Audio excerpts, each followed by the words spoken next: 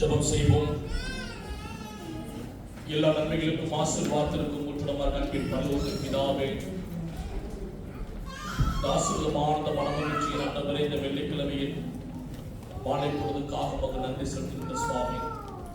என்னுடைய நாயப்பள்ளி எங்களுடைய குழந்தைகள் ஒவ்வொருவரையும் நீர் ஆசீர்வதித்தல வேண்டுமாய் ஜெபிக்கிற கர்த்தாவே, இதை குற்றிக்கு கற்றுக் கொடுக்கிற ஆசிரியர் பெருமக்கள் ஒவ்வொருவரையும் கர்த்தர் நீங்க ஆசீர்வதிப்பீராக.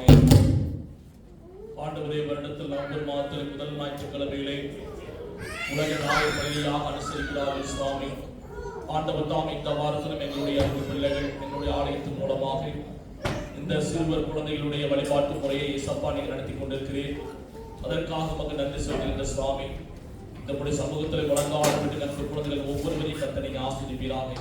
நம்முடைய பிள்ளைகளுக்கு நல்ல ஞானத்தை தந்து பணிந்துமாய் ஜெபிக்கிற கர்த்தாவே, ஆண்டவரே இயேசப்பா, நீங்க இந்த உலகத்திலே வாழ்ந்த பொழுது லூக்கா 2:52 இயேசுவானவர் ஞானத்திலும் அறிவிலும் தெய்வ கிருபையிலும் மனுஷர் தயவிலும் அதிகமாய் வளர்ச்சி பெற்றீரோ, அதே போல எங்களுடைய அன்பு முழங்கால் பெற்ற அன்பு பிள்ளைகள் ஒவ்வொருவரும் இயேசப்பா, நீங்களே ஞானத்திலும் அறிவிலும் தெய்வ கிருபையிலும் மனுஷர் தயவிலும் அதிகமாய் உடைய பிள்ளைகளை நீங்க ஆசீர்வதித்து கர்த்தாவே, இந்த உலகத்தில் உமக்கு மகிமையாய் இந்த உலகத்தில் சிறப்புற செய்ய கர்த்தர் கிருபை செய்வீராக.